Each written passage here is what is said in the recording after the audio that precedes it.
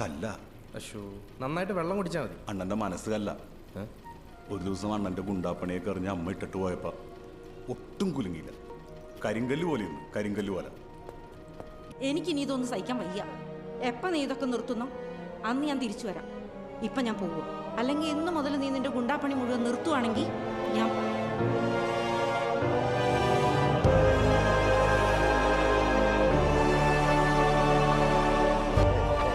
അവസാനം അണ്ണൻ റെഡ്ഡിയുടെ അടുത്ത് നിന്ന് റിസൈൻ ചെയ്തു സ്വന്തം സെറ്റപ്പിൽ പരിപാടി തുടങ്ങി.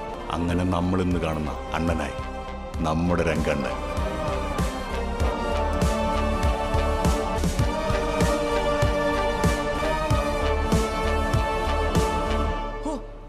എന്തൊരു തള്ളണത്! നമ്മളെന്തിനാണ് തള്ള കേൾക്കണത്? ഡേയ്, ഇഷ്ടം പോലെ കള്ളും കബാബ് കിട്ടുന്നില്ലേ? അപ്പൊ കുറച്ച് തള്ളൊക്കെ സഹിക്കാം. ഡേ കള്ളു കൂച്ചാനല്ല, തിരിച്ചടിക്കാനാ. തിരിച്ചടിക്കണ്ടേ? അപ്പൊ കുറച്ചൊക്കെ സഹിച്ചേ പറ്റൂ. ആ ചേട്ടാ, എടാ മോനെ, ഇളഹങ്കയുള്ള അടിയുണ്ട്.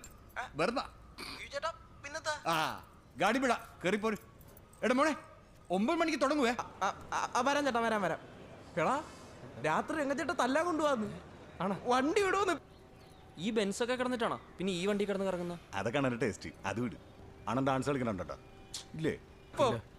പിടിച്ചേ.